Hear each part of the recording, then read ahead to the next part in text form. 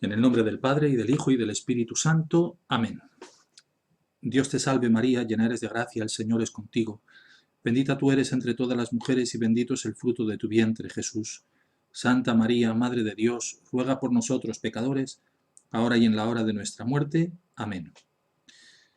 Tenemos muy presente en esta charla cuaresmal a todos los que están sufriendo el coronavirus y también a todas las personas que están luchando para vencerlo. Tengamos también presentes en nuestras oraciones a las fuerzas de seguridad, a todos los que reparten la comida, la venden, a todas las personas que en este momento sienten su vida alterada y muy especialmente a todos los enfermos, a los moribundos y a los difuntos. Que el Señor poderoso, Cristo Rey, ponga pronto fin a esta enfermedad y a todos nos conceda la salud y la paz. Amén. Muy bien, querida familia de la Parroquia del Pilar y queridos todos cuantos oís estas charlas cuaresmales. Esta tercera charla se titula Reyes con Cristo Rey. Anteriormente han visto sacerdotes con Cristo sacerdote, profetas con Cristo profeta, y hoy tenemos este tercer aspecto de Cristo, sacerdote, profeta y rey, participado en nosotros. Es una charla especial en un momento muy especial. Seguramente nunca en su vida han tenido, y ojalá no vuelvan a tener, una cuaresma tan rara como esta, ¿no? Vamos a decir así. Es una cuaresma marcada muy de cerca por la pasión del Señor. Ser cristiano no es solamente ser seguidor de Cristo, es ser otro Cristo, ser otro Jesús. Cuando uno es cristiano, vive en sí mismo, en su vida, la vida de Cristo. La gracia de Dios nos hace hijos de Dios y al mismo tiempo nos hace vivir la vida de Dios dentro de nosotros. Por eso cada paso que damos en esta tierra no son pasos autónomos, vamos a decir, independientes del cielo o de nuestra vida de gracia. Todo lo que hacemos en esta vida lo hacemos como miembros del cuerpo místico de Cristo, como miembros de Cristo. Cristo vive en nosotros. No soy yo el que vive, sino Cristo el que vive en mí, nos dice San Pablo. La realeza, el reino, perdonen que empiece la charla así explicándoles esto, porque no se debe hacer explicar lo negativo, primero. Pero bueno, voy a explicarme esto brevemente para que entendamos lo que quiero desarrollar. Cuando uno habla de Cristo Rey o de la realeza, normalmente en muchos sitios se habla de Cristo Rey como quitando potestad a Cristo, ¿no? Y ponderando el servicio de Cristo. Dice, servir es reinar, Cristo reina sirviendo, entonces nos olvidamos de todo lo que tiene Cristo de poder, de dominio, de autoridad, y lo enfocamos todo al servicio, que es un abajamiento. Sin embargo, evidentemente, regir, lo primero que denomina es este imperio, esta potestad, esta fortaleza. Servir está más emparentado con la caridad, que en Cristo y en nosotros es transversal. Toda nuestra vida es amar, es servir, es ser más pequeños, es hacer felices a los demás. Incluso el reinado se hace sirviendo. Por eso les pongo en guardia para que cuando celebremos la fiesta de Cristo Rey no intentemos quitar reinado a Cristo, no intentemos quitarle potestad. Y precisamente en eso es en lo que vamos a incidir en esta charla con respecto a nosotros. La vocación de cada uno se desarrolla en el estado de vida y en sus modos concretos. Casado, soltero, religioso y sacerdote, y en los modos concretos. Pues no es lo mismo un casado profesor que un casado médico, que un casado militar. Y así podemos seguir con 1000 ejemplos. Un sacerdote que está en la parroquia, un sacerdote que está en misiones, una religiosa de enseñanza, una religiosa de clausura. Pues cada uno tiene su modo concreto de vida. Y ahí es donde tiene que ser santo y al mismo tiempo desarrollar su vocación y su configuración con Cristo. Los cristianos tenemos el poder real participado de Cristo, es decir, emanado de Dios a nosotros. Dios creador y santificador emana en nosotros y nos hace partícipes, tener parte en su poderío, en su realeza. Recuerdo que el profesor de Sagrada Escritura nos decía, ¿qué es el reino de Dios? Cuando en la Sagrada Escritura sale el reino de Dios, Padre nuestro, que venga a nosotros tu reino, y nos decía, el reino de Dios es allí donde Cristo es rey, allí donde se cumple que Cristo está como rey, donde se obra de modo a las leyes y disposiciones del Señor Creador. Toda potestad viene de Dios, todo poder viene de Dios. Recordemos como Cristo le dice a Pilatos, no tendrías ningún poder sobre mí si no se te hubiera dado desde lo alto. Todo poder sobre los demás viene de Dios y unido a Dios ha de ejercerse. Y en primer lugar, esto sirve para los gobernantes. La división de poderes tal cual la conocemos hoy, legislativo, ejecutivo y judicial, es algo típico de la modernidad, de la Revolución Francesa para acá. Y es un modo concreto de explicación y, si quieren, de práctica del poder. Sin embargo, pensemos, por ejemplo, no tanto en los reyes absolutistas, pero bueno, también se puede, sino, por ejemplo, en el Papa. En el Estado Vaticano, el Papa es rey. En la Iglesia, el Papa es rey. Tiene sus colaboradores. Pero el Papa también es al mismo tiempo gobernante, legislador y juez. Tiene los tres poderes en sí mismo. El Papa puede poner una ley por sí mismo. No hace falta que le diga a los jueces a los legisladores, que la escriban. El Papa tiene poder supremo y total. Pues bien, es lo que ocurre con Cristo. Cristo puede tener colaboradores, pero en sí mismo encierra la plenitud de la potestad, de la ley, del gobierno y del juicio. Los gobernadores ejercen su altísima vocación al servicio de la comunidad encomendada, procurando que las leyes que ellos dictaminan o que ellos mandan cumplir se ajusten en todo a la ley de Dios. Y aquí hay algo muy importante. No hay actos morales indiferentes. Acto moral es el que uno hace poniendo su entendimiento y su voluntad como hombre. Todas las acciones de los hombres, todas las acciones humanas, nos hacen mejores o peores, nos hacen santos o pecadores, más virtuosos o más viciosos.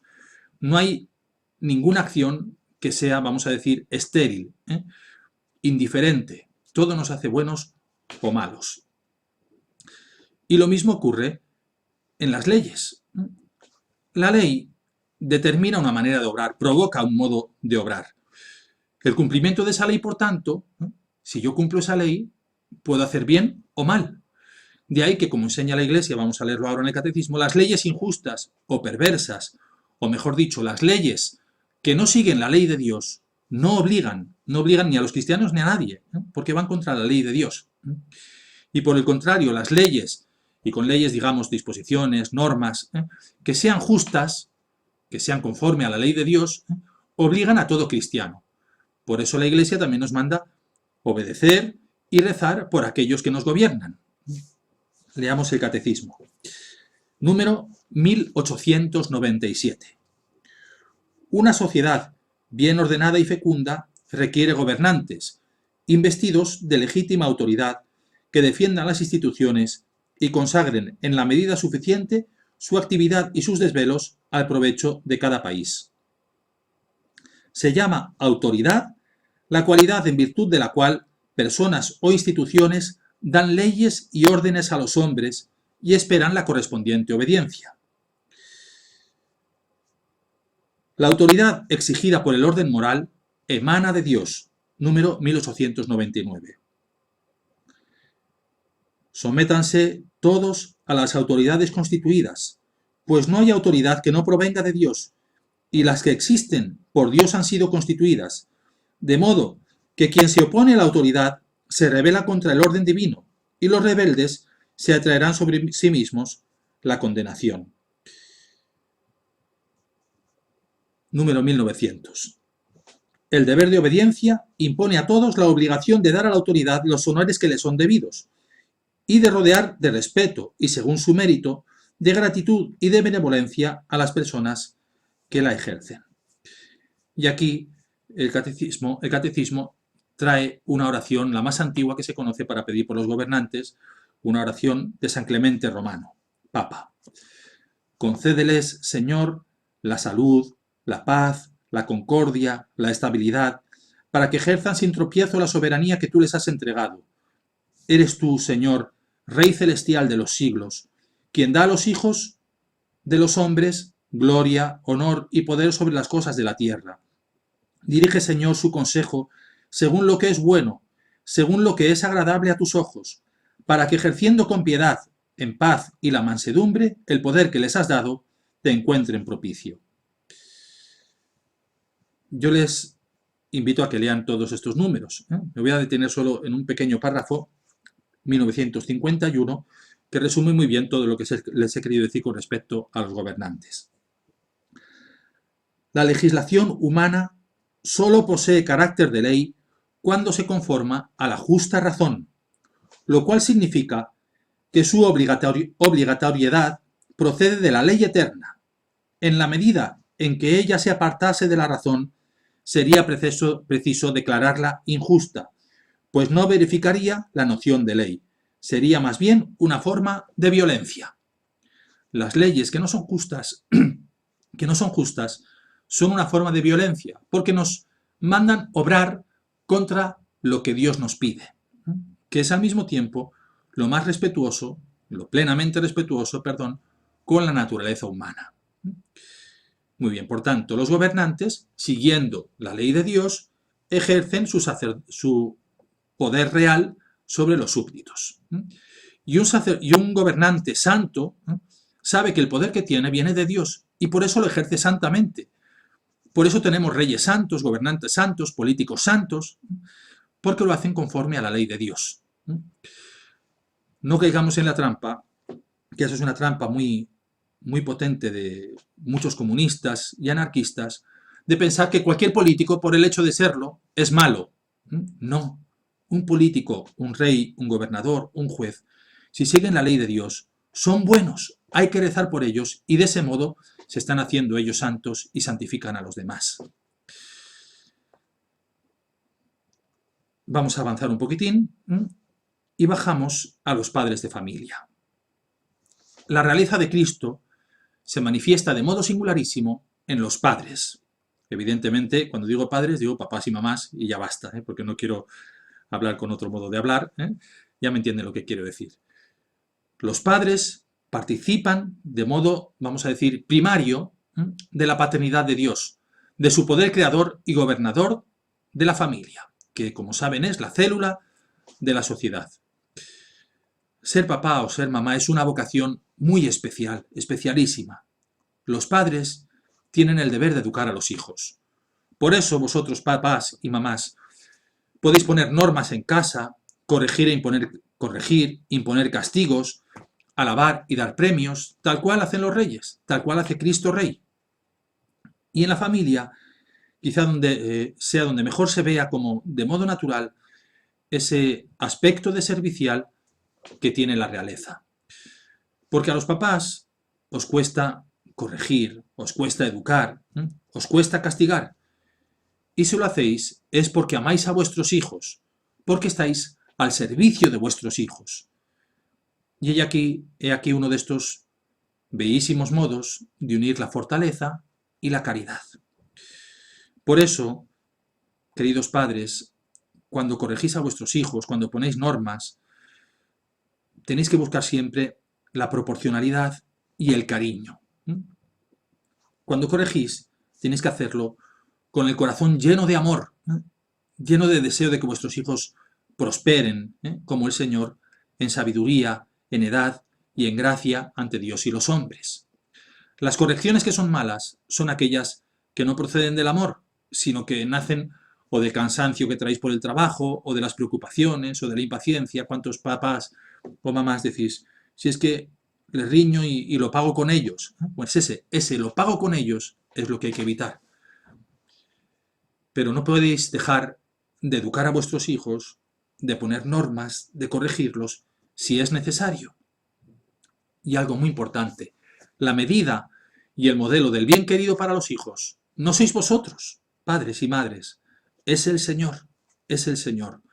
Nunca puede un padre dejar de corregir a los hijos pensando, pues yo a mi hijo le he mandado que estudie y sin embargo yo no estudiaba, así que ¿para qué le voy a decir nada? O yo estoy viendo la tele, el fútbol y mi hijo le digo que trabaje. Pues ¿cómo se lo voy a decir? Se lo tienes que decir porque el modelo, el nivel, no eres tú, es el Señor, es Dios el modelo. Y tú tienes que tirar a tus hijos no hacia que sean igual que tú, sino hacia que sean perfectos, como Dios es perfecto. Eso no te exime de que tú tienes que luchar por ser el mejor padre o madre, por ser el más virtuoso, el más trabajador, el más cariñoso. Pero que no lo seas, no te tiene que hacer dejar de exigir a tus hijos que lo sean. Y repito, con toda proporción y con todo el cariño. Si no fuera así, ni los gobernantes, ni los policías, ni los sacerdotes, podíamos predicar ni la virtud, ni poner multas, ni enseñar. Porque nosotros no somos la medida. Un policía que dijera, anda que no me he pasado yo alguna vez algún semáforo, ¿cómo voy a poner una multa porque este señor se lo pase? Porque el modelo no es el policía. El modelo es la justa ley, que viene de Dios porque es justa. Y así en todas las cosas. No caigamos en esa trampa. Lucha por ser el mejor padre de familia, por dar a tus hijos la mejor educación, pero no dejes de educar a tus hijos porque tú todavía no seas el mejor padre de familia. Muy emparentado y como naciendo de la autoridad paterna, vienen los profesores y los maestros. Los que educan en la escuela, en las catequesis, en las actividades extraescolares, lo hacen como subsidio de los padres, ayudando a los padres, y por tanto ejercen también ellos la función real de Cristo con verdadera autoridad. Allí donde los padres no podéis llegar, delegáis en esos educadores. Por eso, ellos han de hacerlo como si fueran los padres, y siempre sirviendo a la verdad de Cristo, que es el creador de la verdad, de la belleza, del ser. De ahí que cuando un educador enseña errores, sean errores históricos, o morales, o científicos, enseñan algo que no sea conforme a la verdad o al bien, están apartándose de esa misión dada por Dios. Por eso, junto al cuidado que tenéis que tener vosotros padres para que vuestros hijos sean bien educados, los educadores pueden y deben también mandar, corregir, poner normas en la lucha en que aquellos que educan crezcan también en sabiduría y en gracia, o sea, en obras del amor de Dios. De igual manera, los policías, los médicos, cuanto tienen autoridad y potestad, ya han sido puestos por Dios nuestro Señor para guardarnos y guiarnos, o sanarnos, o corregirnos. Cuando uno ejerce ese poder en gracia de Dios, se hace santo. Y no solo eso, sino que Dios mismo le ayuda para ejercerlo correctamente, para acertar en las decisiones. Porque Dios, cuando da una vocación, ayuda, da las gracias necesarias para llevar a cabo esa vocación, para llevarla a buen término y para santificarse en ella. Y la contraparte es que cuando uno obedece y cumple los justos mandatos y disposiciones, está obedeciendo a Cristo Rey, de quien dimanan, hasta lo más ínfimo, todos esos mandatos y disposiciones. Por eso todo el cumplimiento de estas leyes, de estas normas, caen bajo el cuarto mandamiento. Honrarás a tu padre y a tu madre y a todas sus derivadas, que son de las que estamos hablando. Un apartado especial merecen los pastores de la Iglesia, que tienen también potestad espiritual y ejerciéndola santamente, se santifican a sí mismos. El sacerdote, nos dice el Concilio Vaticano II, se santifica en el ejercicio de su ministerio, y lo mismo vale para los superiores religiosos. Quiere decir que un sacerdote no es santo porque sea sacerdote, o un religioso no es santo porque sea religioso, sino porque ejerce su sacerdocio o su consagración santamente. En Guadalupe, cuando vayan a este santuario mariano de nuestra diócesis, verán que hay lápidas en el suelo de los distintos abades y priores que han regido aquel santuario. A mí me hizo mucha gracia ver en una lápida una frase, creo que era del libro del Eclesiástico, que dice Judicium durissimum eis qui presunt, que significa el juicio será durísimo para aquellos que mandan, porque todos los que tienen autoridad tienen que dar cuenta a Dios de cómo han ejercido esa autoridad. Piensen que ustedes padres, todos los que oigan esta charla y tienen autoridad sobre alguien, piensen que tener autoridad sobre alguien es algo dado por Dios. ¿Quién soy yo por mí mismo para mandar a alguien a hacer algo? No soy nadie si no fuera Dios mismo el que me hubiera dado ese poder. Y Dios me va a pedir cuentas de cómo ejerzo ese poder. Por eso, si soy mal padre, mala madre, mal profesor, mal médico, mal policía, mal sacerdote, tendré que dar cuentas a Dios nuestro Señor, porque Él ha delegado en mis manos un poder importantísimo de mandar sobre los demás, de educar, de regir, de gobernar, de ser Cristo Rey participado, yo, Cristo Rey, para los demás. Cada uno es dominus, Señor, de las cosas. Somos dueños de las criaturas y ellas están a nuestro servicio y no al revés. Todo lo criado ha de llevarnos a Dios. Todo lo criado ha de llevarnos a Dios, esté en nuestro poder o no manejarlo. Recuerden aquel pasaje del Evangelio cuando Dios nuestro Señor, Jesucristo, manda al viento y a la tempestad calmarse. Y los apóstoles decían, ¿quién es este que hasta el viento y las aguas le obedecen? Es Cristo Rey que tiene poder sobre las criaturas. Nosotros tenemos cierto poder sobre las criaturas. Ojalá pudiéramos decir al coronavirus detente. Bueno, eso estamos haciendo rezando para que el Señor, que es el que tiene el poder, lo haga. Igual que mandaba detenerse a las olas, detenerse al viento, que mande detenerse a esta peste, a estos microbios. Pero al mismo tiempo, el Señor ha dado sobre nosotros una potestad muy directa sobre algunas criaturas, que son aquellas que tenemos más a la mano y con las que ordenamos nuestra vida. Por ejemplo, uno tiene que ejercer su poder real en el dominio de las cosas. Dominio de la televisión, dominio de Internet, dominio de los libros, de las diversiones, de mi horario, de las cosas que tengo, de mi coche. Y no solamente estas cosas materiales, también intelectuales, también, espirituales. Dominio de mi inteligencia. Todo tengo que ponerlo al servicio de Dios. Porque poniendo las criaturas a mi servicio para que me ayuden a ir a Dios, estoy ejerciendo ese poder real que Dios me ha dado. Sin embargo, si dejo que las criaturas me dominen, dejo de ser yo el Señor, el Dominus. Son ellas las que me dominan. Y esta perversidad hace que yo no alcance el fin para el que soy creado, que es dar gloria a Dios nuestro Señor. Piensa cuántas veces la televisión te ha dominado y no tú a ella. Cuántas veces el Internet te ha dominado y no tú a él. Cuántas veces tu coche, o tus diversiones, o tu descanso, o tu cama, te ha dominado y no has sido tú el dueño de todo eso. Tienes que ejercer tu poder real, porque Dios te da ese poder para ser santo, para que las criaturas estén a tus pies y no tú a los pies de las criaturas. Y en esto mismo, pero en otro orden, también tenemos que ser dueños de nuestras pasiones, esto es, de nuestros sentimientos y de nuestras reacciones ante las situaciones, ante las cosas que nos ocurren. Tenemos que ser dueños de nuestra ira, de nuestro cariño. Airarse es un signo de poder, pero igualmente ha de ser medido con la justa razón. La ira no nos puede dominar. Jesucristo nuestro Señor a veces se aira, a veces se enfada, pero el Señor es dueño de su ira, en su justa medida. Cuando se enfada con los mercaderes en el templo, cuando se enfada con los apóstoles porque apartan a los niños de él, lo hace en su justa medida.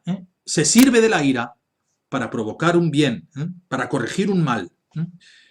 No podemos ser pusilánimes ante el error, ante el mal, ante el pecado. Tenemos que luchar contra todas las fuerzas. Y ser pusilánimes, eso no es mansedumbre, es cobardía o es no ser rey con Cristo Rey. Además, y esto es muy importante, los católicos contamos con una ventaja que nos hace, por decirlo así, más reyes que otros. Y es que nosotros tenemos la verdad plena. Por eso, y esto lo digo especialmente a los padres, tenéis que enseñar la moral católica a vuestros hijos sin temor a equivocaros. Sin temor a equivocaros. Porque la moral católica es la verdad. Y es el único modo como podéis llevar a vuestros hijos al cielo. La fe es verdadera y la moral que va como naciendo de la fe.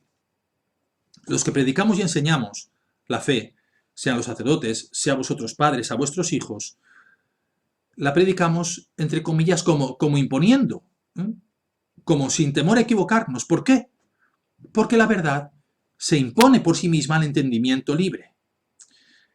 La fe, es verdad, tiene otro mecanismo, porque la fe es de las cosas que no se ven. Pero eso no significa que tengamos que predicarla como con miedo, como con diciendo, a ver si me estoy equivocando, ¿no? La fe y la moral católicas no son irracionales, no son absurdas, cuentan con el respaldo infalible de la verdad revelada. Vienen de Dios.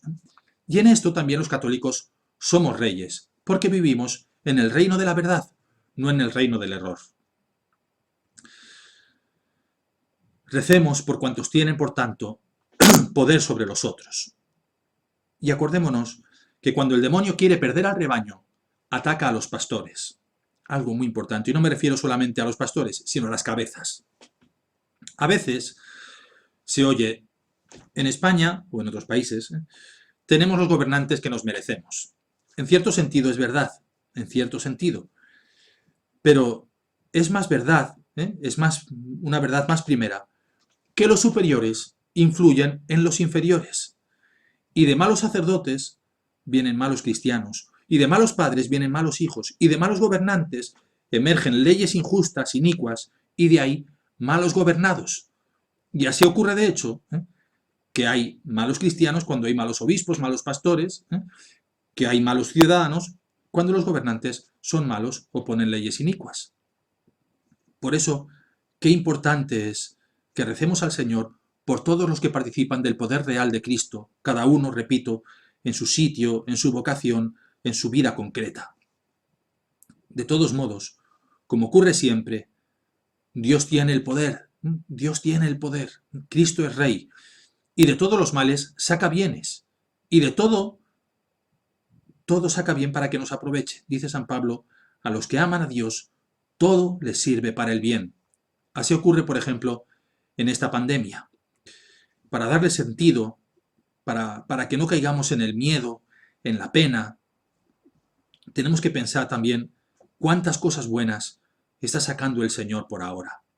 Cuánta caridad, cuánta valentía, cuánto sacrificio, cuánta santidad, cuánta vuelta a Dios, que de otra manera no tendríamos. Cuánta recomposición de la justa prioridad de las cosas en la familia, en la vida, en la vida. Pidamos humildemente al Señor que nos ayude a ejercer nuestra realeza, porque el poder que tenemos nos viene de Él. Pidamos sabiduría para acertar en nuestras decisiones para nosotros y especialmente para aquellos que ahora tienen que tomarlas con más fortaleza, con más autoridad, con más determinación, con más sabiduría. Pidamos mucha valentía, porque a veces el ser reyes con Cristo Rey nos supondrá dolor. El mismo dolor que tiene el padre al corregir a sus hijos. O cómo me duele cuando tengo que renunciar a algo que me viene mal, y mal por la salud o por la vida cristiana. Y eso duele. Y ahí tengo que ser valiente, ser verdaderamente rey con Cristo Rey. Tengamos plena confianza. Somos colaboradores de Cristo. No nos apartemos del Señor. Si alguna vez tienen en su poder los escritos de Santa Margarita María de Alacoque, ella escribe un memorial, se llama así, una especie de puntos fundamentales, a San Claudio la Colombier, que era su director espiritual. Y en uno de ellos dice, recuerde no apartar nunca el bien de su fuente. No apartar nunca el bien de su fuente. Recuerda quién eres, de dónde vienes, de dónde te viene lo que eres, de dónde te viene tu poder. No te apartes jamás de tu fuente, del Sagrado Corazón de Jesús, de Santa María Reina. Un día reinaremos con ellos en el cielo.